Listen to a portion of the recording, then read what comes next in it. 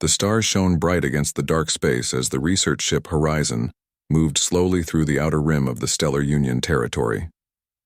Commander Olivia Winters stood by the large window, her eyes fixed on the endless void before her. Her short brown hair framed a face marked by years of space travel, yet her eyes still held the wonder of a new cadet. "Commander, we've reached the edge of the archival sector," said Lieutenant Greg Mason from his station. Olivia nodded. "Take us in, nice and easy." The archival sector was not a place many ships visited. It housed old records deemed too unimportant for the main databases but too valuable to destroy. Olivia had fought hard to get permission to explore this area. Something about old myths of a planet called Earth had caught her attention during her studies. "Are you sure about this?" asked Greg, his voice low. Admiral Franklin was clear about the risks. "The Admiral worries too much," Olivia replied with a small smile. "We're just looking at old files, not starting a war." The ship's engines hummed as they entered the sector. Strange energy readings filled their screens, remnants of old security systems long abandoned. "Begin the scan," Olivia ordered. "Look for any mentions of Earth, humans, or quarantine protocols." The ship's AI went to work, sorting through millions of fragments of data. Olivia waited, trying to hide her excitement. For years, she had heard whispers about a world locked away by the oldest races in the galaxy. A world so dangerous that every trace of its existence had been nearly wiped clean from history. "Commander, I think we found something," called out Ensign Lisa Kelly, her eyes wide as she looked at her screen. Olivia rushed over. On the screen was an old star chart, and in one corner, marked with warning symbols in at least 12 different alien languages, was a small yellow star with a note, "Sol System, Maximum Quarantine, Authority Level Alpha." "That's it," Olivia whispered. "That has to be it." The ship's AI spoke up. "Commander, I have located partial records regarding the quarantine. According to these fragments, an energy barrier was placed around the third planet of the system, approximately 10,000 standard years ago." 10,000 years? Greg asked in shock. "No quarantine has ever lasted that long. What could possibly be so dangerous?" Olivia studied the data. "The reason is not clear. Most of the files are damaged or encrypted." Lisa pointed to another screen. "Look at this, Commander. The barrier was created and maintained by a joint effort of the 5 elder races. They all agreed to this. There's no record of any disagreement." Olivia felt a chill run down her spine. The 5 elder races rarely agreed on anything. For them to unite on such a drastic measure meant something truly frightening had happened. "Download everything," she ordered. "Every fragment, every mention, no matter how small." As the ship's systems worked, an alert sounded. "Commander, we're receiving a transmission from Central Command," Greg said. "It's Admiral Franklin." The stern face of Admiral Peter Franklin appeared on the main screen. His gray hair and hard eyes showed no emotion, but Olivia could sense his anger. "Commander Winters, you are to leave the archival sector immediately," he said firmly. "Your authorization has been revoked." "Admiral, we've just found evidence of—" "I know exactly what you've found," Franklin cut her off. "And I am ordering you to forget it. Some secrets are kept for a reason, Commander." Olivia stood straight.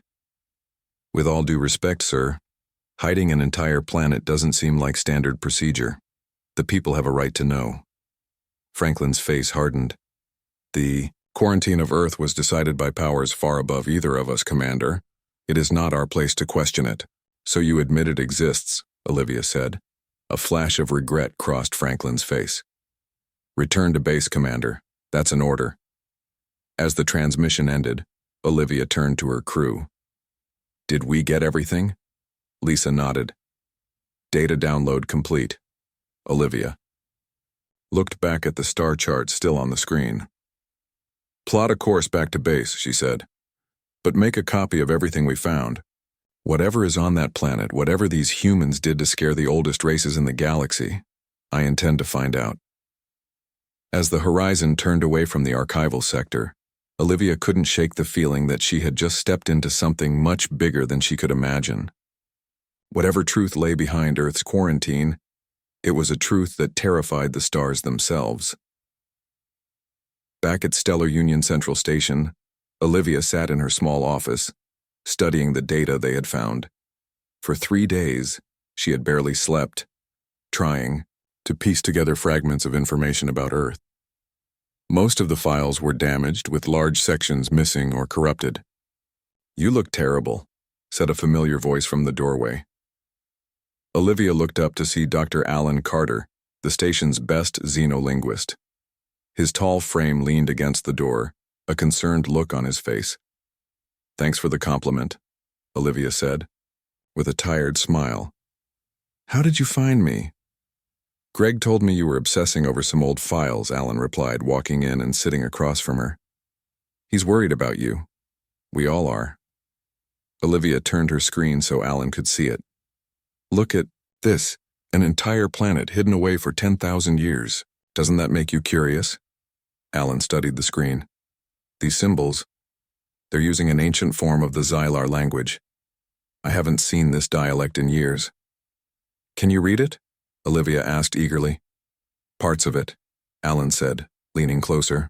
"This section mentions something called humans. It says they possess adaptive aggression." "What does that mean?" Alan frowned. "I'm not sure. The closest translation would be the ability to become more dangerous when threatened, like some kind of evolutionary response." Olivia pulled up another file. "This one has more information. Can you make sense of it?" Alan studied the new text carefully. "It's describing a species that, when faced with a problem, can develop solutions at an alarming rate. It says humans turned disadvantages into strengths within a single generation." "That doesn't sound so terrible," Olivia said. "Many species adapt." "Not like this," Alan replied, his voice serious. "The text specifically notes that humans don't just adapt over evolutionary time. They actively change their approach, their technology, even their societies to overcome obstacles. And they do it incredibly fast." Olivia was about to respond when her office door slid open again.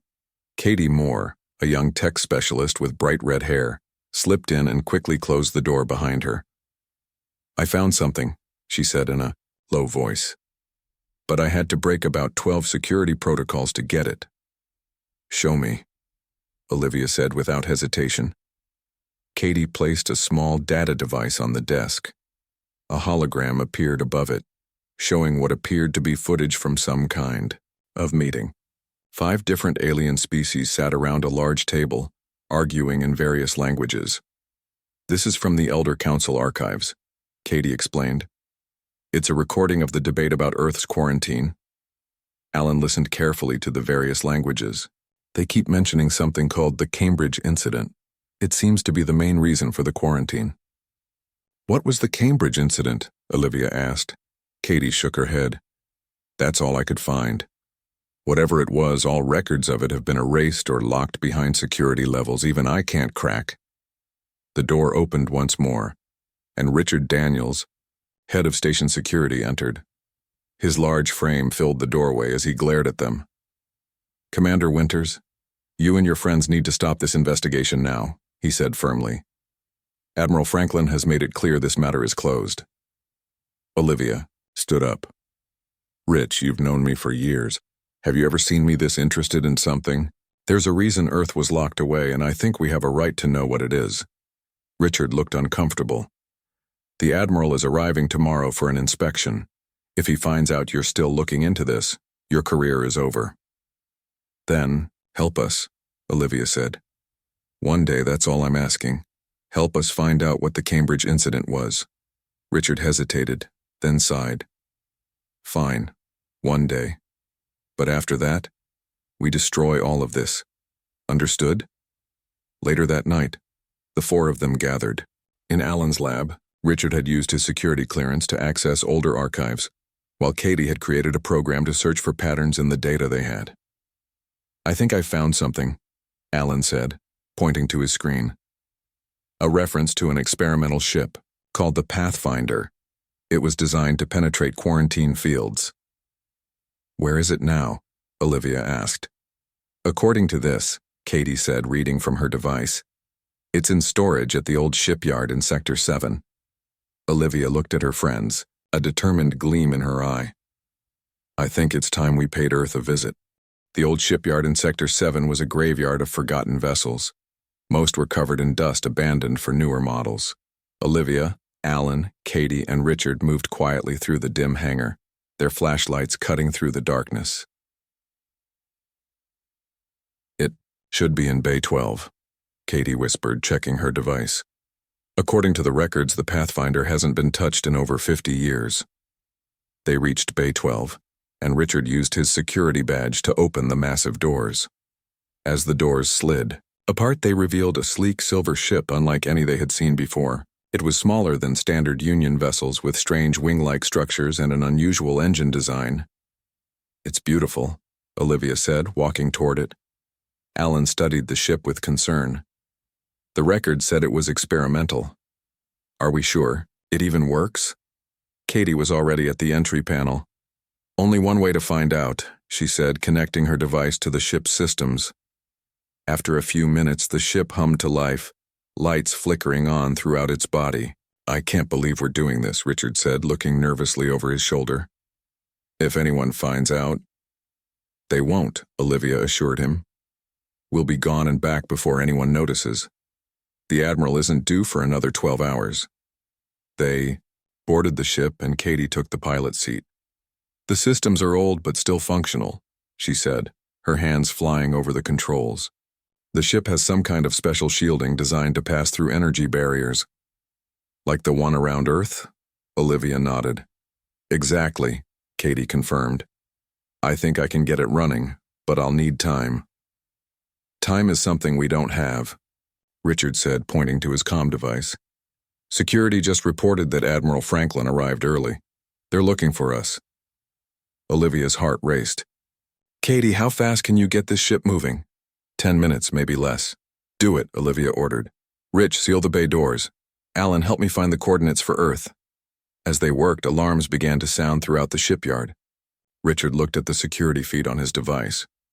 They know we're here. Security teams are on their way. Katie worked frantically at the controls. Almost there. Got it. The engines are online. I found Earth's coordinates, Alan called out. Inputting them now. The ship began to rise from the floor as the bay doors above them started to open. Outside, they could hear shouting and the sound of approaching guards. Everyone strap in, Katie yelled. This might get rough. The Pathfinder shot upward through the bay doors just as security forces burst into the hangar. Within seconds, they were in the atmosphere, climbing rapidly toward space. They're sending ships after us, Richard reported, watching the radar. 2 patrol cruisers launching now. Can they catch us? Olivia asked. Katie shook her head. Not, if I can help it. This ship may be old, but it's fast. The Pathfinder accelerated, leaving the station behind. Soon they were in deep space, the patrol ships falling farther behind. Setting course for the Sol system, Katie announced. We should be there in about 3 days. As the ship settled into its journey, Olivia gathered everyone in the small command center. I know I've asked a lot of you, she said. If anyone wants to turn back, I understand. Richard shook his head. Too late for that now. We're all in this together. Besides, Alan added, I want to know what was so terrible about these humans that they needed to be locked away for 10,000 years. 3 days later, they approached the edge of the Sol system. Through the view screen, they could see a distant yellow star with several planets orbiting it. There it is, Olivia said softly. Earth should be the 3rd planet. As they drew closer, they began to detect strange energy readings. Katie adjusted the sensors. I'm picking up the quarantine barrier. It surrounds the entire planet, extending out past its moon. Can we get through it? Olivia asked. The Pathfinder should be able to, Katie replied. That's what it was designed for. But I can't guarantee what happens once we're inside. Olivia looked at her friends. Last chance to back out. Nobody spoke. With a nod to Katie, Olivia gave the order. Take us in. The Pathfinder approached the invisible barrier. At first, nothing seemed to happen. Then the ship began to shake violently. Hold on, Katie shouted over the noise of straining metal. the view screen filled with crackling energy as the ship pushed against the barrier. For a moment, it seemed like they would be pushed back. Then, with a final shudder, the Pathfinder broke through. As the ship stabilized, they looked out at the blue and green planet before them. "We made it," Olivia whispered, but what awaited them was not what they expected. The sensors showed thousands of satellites orbiting the planet along with several large space stations. Signs of advanced technology were everywhere. "This can't be right," Alan said in shock. The record said humans were primitive. Before they could process what they were seeing, a voice came through their communication system, speaking in perfect Union Standard language. "Unidentified vessel, you have entered Earth-controlled space. Identify yourselves immediately, or face defensive action." "This is Commander Olivia Winters of the Stellar Union Discovery Corps," Olivia replied to the voice, trying to sound calm. "We come in peace." There was a pause before the voice responded. "Your ship is not in our database. Prepare to be escorted to Earth Defense Station 1. Before they could respond, two sleek black ships appeared on either side of the Pathfinder. Unlike the bulky designs of Union vessels, these ships were elegant and clearly built for speed. "They could have destroyed us already if they wanted to," Richard noted quietly. "That's something, at least."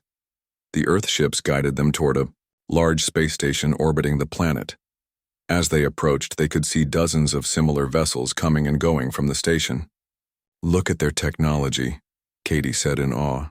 "It's nothing like ours. The designs are completely different." Alan studied the readings on his screen. "Their energy signatures are unlike anything in Union records. They're using some kind of power source we don't even recognize." The Pathfinder was guided into a docking bay inside the station. Through the viewports, they could see people moving around. People who looked remarkably similar to many species in the Union. "They look just like us," Olivia whispered. "Many species in the galaxy share similar traits," Alan reminded her. "It's not surprising that humans would have a familiar form." A message appeared on their screen. "Please remain aboard your vessel. A delegation will arrive shortly." They waited nervously, unsure what to expect. After about 20 minutes, the airlock opened and 6 humans entered their ship. 5 wore blue uniforms with various insignias, while the 6th, a tall man with graying hair and sharp eyes, wore a black uniform with silver markings. "Welcome to Earth Space," the man in black said. "I am Director William Harris of the United Earth Council. You've caused quite a stir by breaking through our barrier." Olivia stepped forward. "Commander Olivia Winters. These are my associates, Dr. Alan Carter, Katie Moore, and Richard Daniels. We came seeking answers about why Earth was quarantined." William's expression remained neutral. "And you decided the best approach was to break through a 10,000-year-old barrier without permission?" "The Stellar Union has buried all information about Earth," Olivia explained. "We couldn't find answers through official channels." William exchanged glances with his team. "You'll need to come with us. The Council will want to speak with you." They were escorted through the station. Everywhere they looked, they saw evidence of advanced technology. Holographic displays more detailed than Union versions, energy systems with no visible power source, and robots of a design they had never seen before. "Your technology," Alan said to William as they walked. "It's developed along completely different lines than ours." William nodded. "Isolation breeds innovation. When you can't rely on others, you find your own solutions." They were taken to a large chamber where 12 people sat at a curved table. Windows behind them showed a perfect view of Earth, a blue and green jewel against the blackness of space. "Director Harris," said a woman at the center of the table. "These are our visitors?" "Yes, Counselor," William replied. "They breached the barrier in an experimental Union ship." The woman looked at Olivia and her team. "I am Jane Bennett, head of the United Earth Council. Tell us why you're here." Olivia stepped forward. "We discovered records about Earth's quarantine and wanted to know the truth. Why was an entire planet isolated from the rest of the galaxy?" Jane shared a look with the other council members. "You don't know? The Union has forgotten why we were locked away?" "The records were destroyed or hidden," Alan explained. "We only found fragments mentioning something called the Cambridge Incident. Several council members whispered among themselves. Jane raised a hand for silence. The Cambridge incident happened over 9,000 years ago, she said. It's why the galactic community feared us enough to lock us away. What happened? Olivia asked. Perhaps it would be better to show you, William suggested. To Jane? Jane nodded. Take them to the History Center. Let them see what humanity is capable of. As they left the chamber, William led them down a corridor to a smaller room filled with display terminals. Before you learn about the Cambridge incident, William said, there's something you should know. Earth has been aware of the barrier since it was created. We've known about the Stellar Union and the other races for thousands of years. How? Richard asked. The barrier blocks all travel. William touched the terminal, and a holographic image appeared in the center of the room. It showed an old Earth city with buildings that looked very different from the sleek structures they had seen on the station. 3,000 years ago, Earth was still developing space travel, William explained. We had just started to explore our own solar system when the first contact happened. The image changed to show a strange ship landing in an open area surrounded by crowds of humans. The ship was clearly not of human design, with curved edges and glowing parts. 5 ships from the Galactic Assessment Council arrived on Earth, William continued. They came to judge if humans were ready to join the galactic community. Dr. Samantha Ross, a woman with dark hair tied back in a neat bun, stepped forward. I'm Earth's lead historian, she explained. The aliens were a delegation from 5 different species. They had been watching Earth for centuries. The hologram showed the aliens meeting with human leaders. The aliens were tall and looked powerful next to the humans. At first, things went well, Samantha said. The aliens shared some basic knowledge as a show of good faith, but then they tried to set the terms of our relationship. The hologram changed to show a meeting room where aliens were speaking to a group of humans. One alien pointed a device at a wall and the wall simply vanished. They demonstrated their technological superiority, William said. They made it clear that humans would be a junior partner in any alliance. We would get limited technology and be under their control for at least 500 years, Olivia frowned. That's not how the Union operates now. All member species have equal rights. The Union learned from what happened next, Samantha replied with a small smile. She touched the terminal and the hologram changed again. Now it showed a small group of humans working in what looked like a laboratory. They were studying alien devices and taking them apart. A team of scientists at Cambridge University was allowed to study some simple alien technology, Samantha explained. The aliens thought it would take humans centuries to understand even these basic devices. The hologram showed the scientists working day and night, their lab filling with notes and new devices of their own making. It took them 3 weeks, William said quietly. Just 3 weeks to understand technology that had taken other species generations to develop. Olivia and her team stared in shock at the hologram. But that wasn't what scared them, Samantha continued. What happened next was the real Cambridge incident. The hologram showed the aliens returning to meet with human leaders. The human scientists were there too, with devices of their own. When one of the aliens raised their weapon to demonstrate power again, a human activated a device. The alien's weapon simply shut down. Dr. Nathan Campbell and his team didn't just understand the alien technology, William explained. They improved it. They found weaknesses the aliens didn't know existed, and developed countermeasures. The aliens were terrified, Samantha added. In just a few weeks, humans had taken their technology, understood it, and made it better. They realized that if they shared more advanced knowledge with us, you might quickly become more advanced. Than they were, Alan finished, understanding dawning on his face. William nodded. Exactly. Humans have a unique ability to adapt and innovate, especially when threatened or challenged. The aliens saw that if humans were given access to galactic technology, within a generation we might surpass species that had been developing for thousands of years. The hologram showed the alien ships leaving Earth in a hurry. They reported back to the Galactic Council, Samantha said. Within a month, the quarantine barrier was erected around Earth. All records of our existence were hidden or destroyed, The galaxy decided we were too dangerous to be allowed out among the stars. The most frightening thing about humans, William said, is not our aggression. Many species are aggressive. It's our ability to adapt and overcome at a pace that seems impossible to other races. Olivia looked thoughtful. But that was 3,000 years ago. Why maintain the quarantine for so long? Fear, Samantha said simply. Fear that if humans got out, we would rapidly take over. And perhaps they were. Right to be afraid, William gestured around them. Look at what we've accomplished in isolation. Without any help from the galaxy, we've developed technology that works differently, in some ways better, than what the Union has. All because we had to find our own path. And now? Richard asked. What do you plan to do now that we've found you? William and Samantha exchanged glances.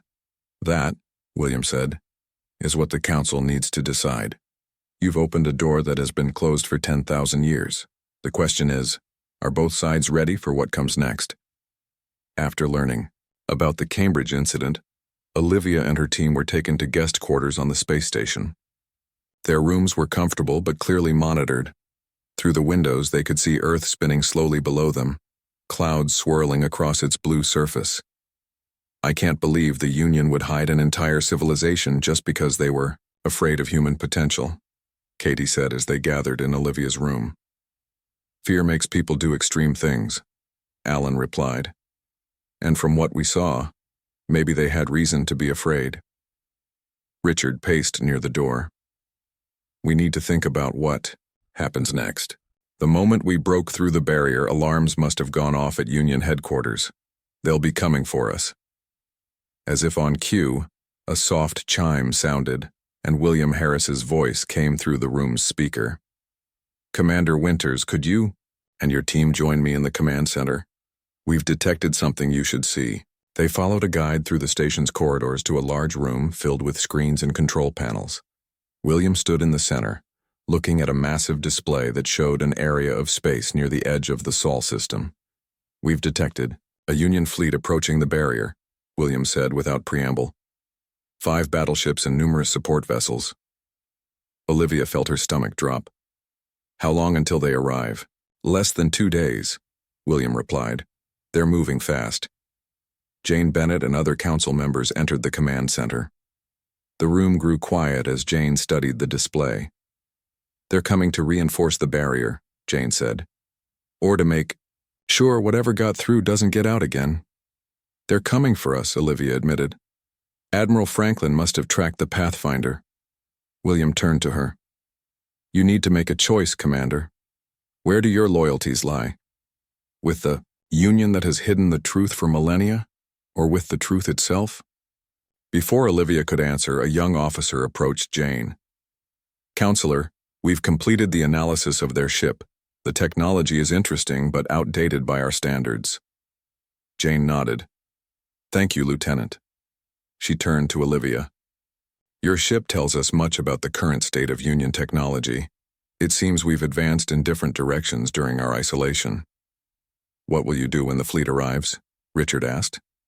William and Jane exchanged glances. We've been preparing for this day for centuries, William said.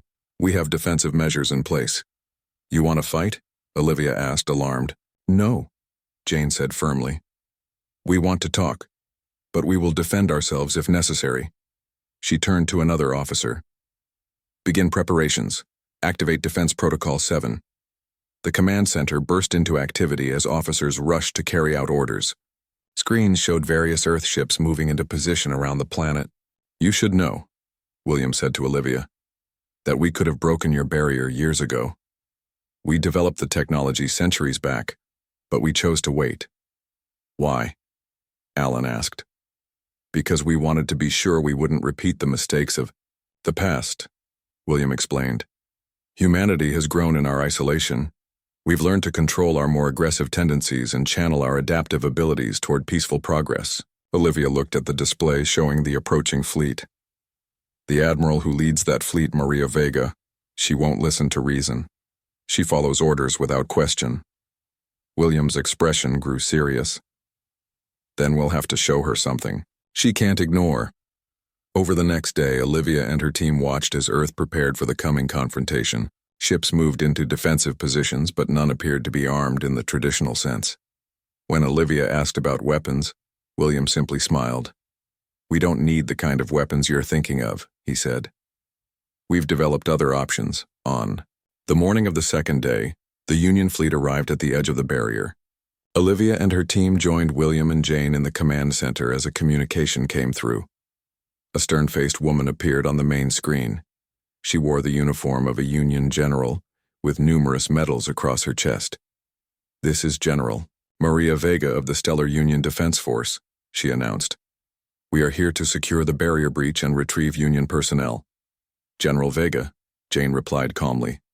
"I am Jane Bennett, head of the United Earth Council. The barrier breach was caused by Union personnel who sought the truth about our quarantine. They are safe and being treated as honored guests." Vega's expression hardened. "You will return our people and any Union technology immediately. The quarantine of Earth remains in effect by order of the Stellar Council." "After 10,000 years," William said, stepping forward. "Perhaps it's time for that order to be reconsidered."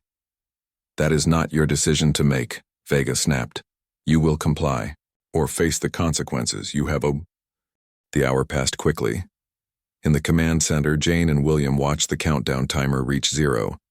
The Union fleet had not moved, but their weapon systems were now active, glowing points of energy visible on the hulls of their ships. "They're powering up weapons," an officer reported. "Targeting systems are locking onto our defensive platforms." "Initiate Phase 1, Jane ordered calmly. William turned to Olivia. "You might want to watch this carefully. It will show you why the Union should talk with us rather than threaten us." On the main screen, they could see the Union fleet's weapons charging. Suddenly, all the lights on the Union ships flickered and went out. The weapon systems shut down. For a moment, the ships drifted, dark and powerless. "What did you do?" Richard asked in amazement. "We temporarily disabled their power systems," William explained. "No weapons, no shields, no engines. Don't worry. Life support remains functional." After about 30 seconds, lights began to flicker back on across the Union fleet. "Incoming transmission," announced an officer.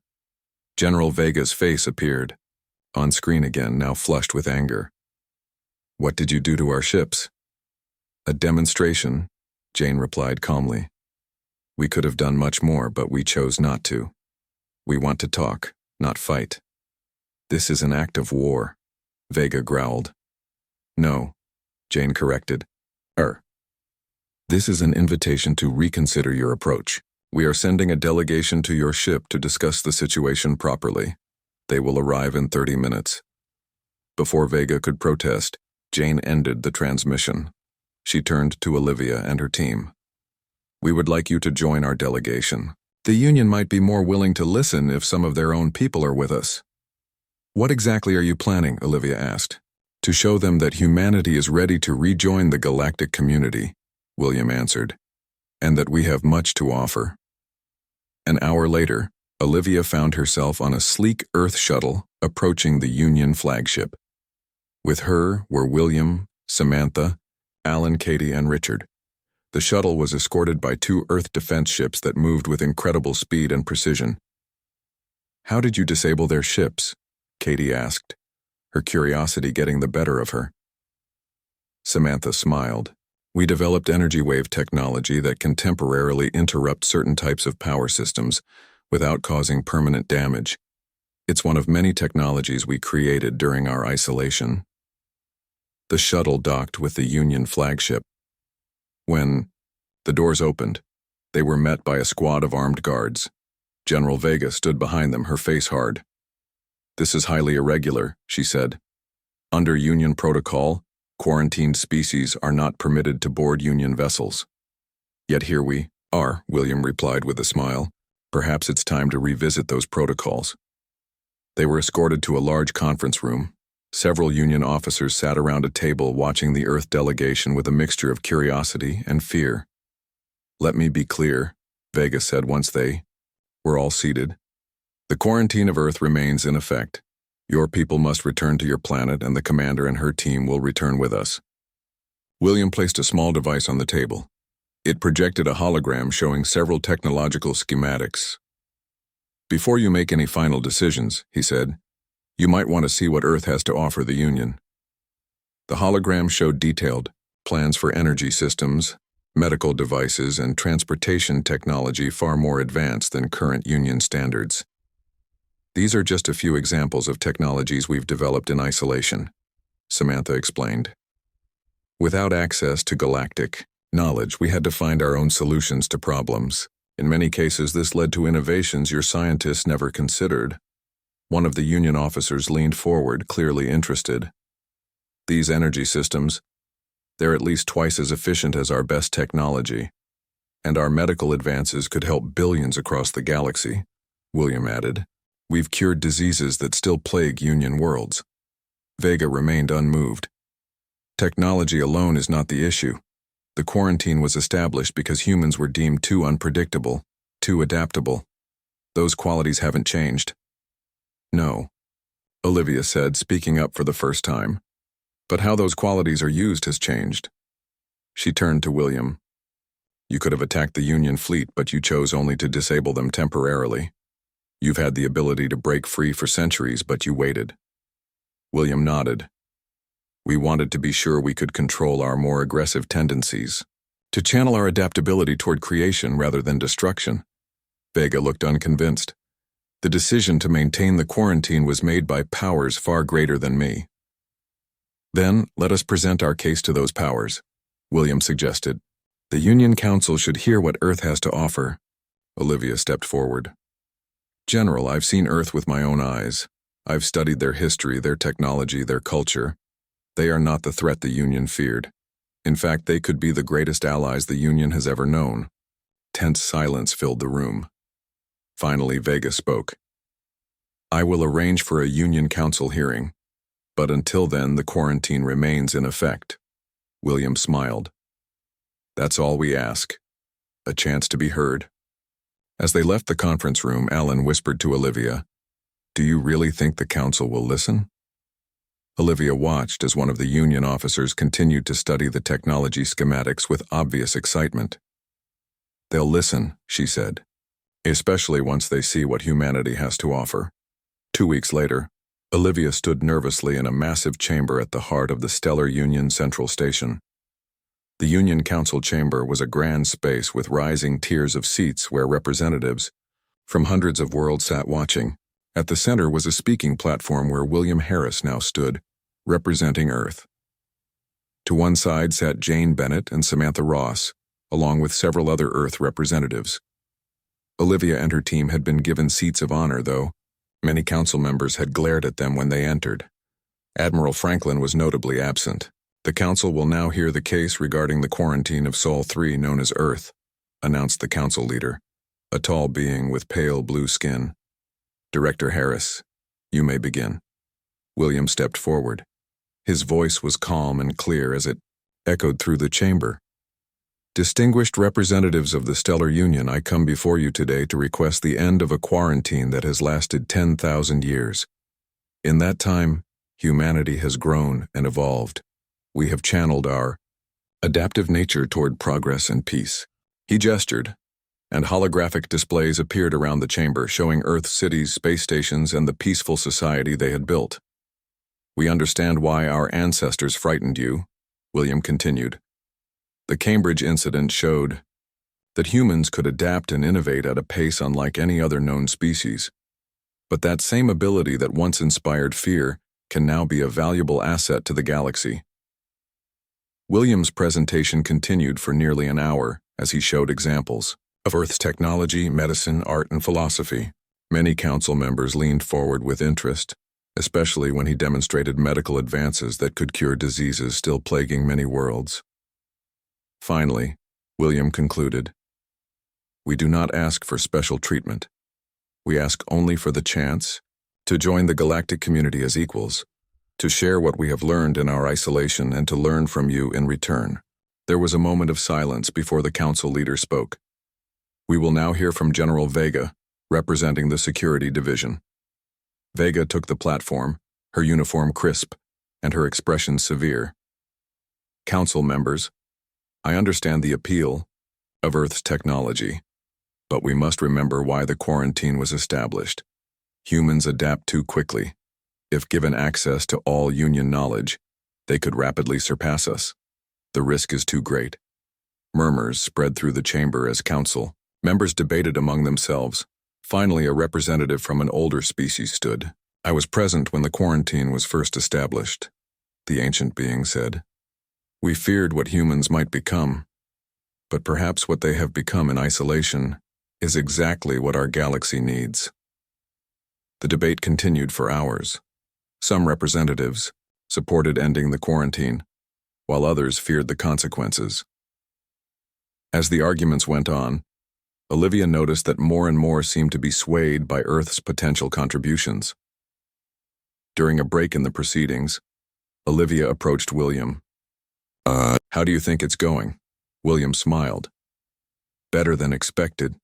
They're listening, really listening." "But will it be enough?" Olivia asked. Before William could answer, they were called back to their seats. The council leader stood at the center of the chamber. "After much deliberation, the council has reached a decision," the leader announced. "The quarantine of Earth will be partially lifted for a probationary period of 10 years. During this time, cultural and scientific exchanges will be permitted, but Earth ships will be limited to designated areas of Union space." Mixed reactions filled the chamber. It wasn't everything Earth had hoped for, but it was a start. Furthermore, the council leader continued, "A joint research initiative will be established to study Earth's medical and energy technologies for the benefit of all Union worlds." William rose from his seat. "We accept these terms and thank the council for their wisdom." The following day, Olivia stood with William and Jane on the observation deck of the Union station, watching as the first official delegation from Earth arrived. Below them, crowds of Union citizens gathered, curious to see the humans who had been hidden.